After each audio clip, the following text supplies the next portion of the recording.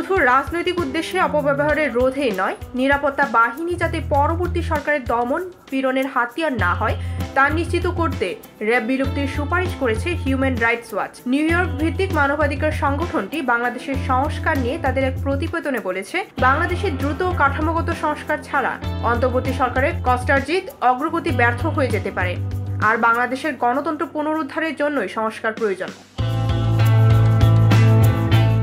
BNP ক্ষমতায় থাকার সময় 2004 সালে র্যাপিড অ্যাকশন ব্যাটালিয়ন গঠন করা হয়েছিল।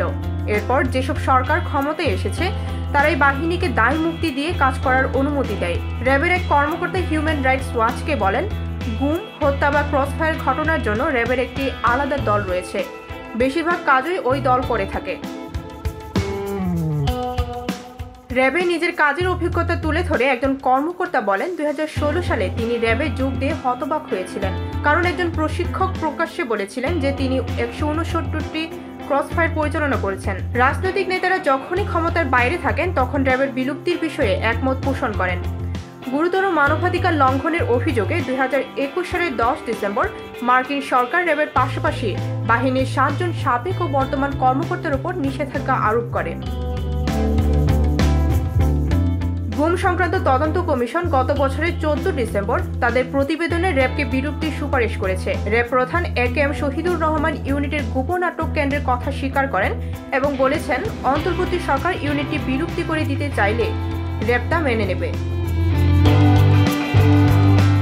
এমন প্রেক্ষাপটে এইচআরডব্লিউ জাতিসংঘ এবং দাদা সরকারকে সুপারিশ করে বলেছে, র্যাব বিলুপ্তি করা হবে, শুধু এই শর্তেই যে র্যাবের সঙ্গে যুক্ত সব কর্মকর্তা যাতে অন্য ইউনিটে গিয়ে একই অপকর্মে চর্চা করতে না পারেন, সেজন্য তাদের মানবাধিকার প্রশিক্ষণ দেওয়া হবে। কাঠামোগত সংস্কারের বিষয়ে জানতে চাইলে এইচআরডব্লিউ জ্যেষ্ঠ গবেষক জুলিয়া ব্রেকনার বলেছেন, আইন শৃঙ্খলা বাহিনীকে স্বাধীন করতে হবে, তাদের রাজনৈতিক প্রভাবমুক্ত করতে হবে, তাদের পদোন্নতি থেকে শুরু করে নিয়োগ রাজনৈতিক প্রভাবমুক্ত থাকতে হবে। তার মতে, যে দলই ক্ষমতায় এসেছে র্যাবকে নির্যাতনের হাতিয়ার হিসেবে ব্যবহার করেছে, র্যাবকে সংস্কার করা সম্ভব নয়।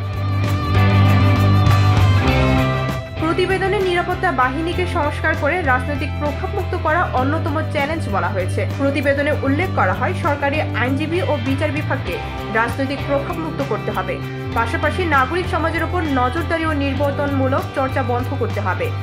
এক্ষেত্রে কাঠামোগত সংস্কার নিশ্চিত করতে দাতা দেশগুলোর উচিত বিনিয়োগ করা, আর ভবিষ্যৎ সরকার ক্ষমতায় এসে যাতে এইসব সংস্কার পাল্টে ফেলতে না পারে সেই জন্য অন্তর্বর্তী সরকারের উচিত হবে জাতিসংঘের মানবাধিকার পরিষদে একটি প্রস্তাব নেওয়া, যাতে তারা সংস্কার বাস্তবায়নের সহযোগিতার পাশাপাশি পরিস্থিতি পর্যবেক্ষণ করতে পারে।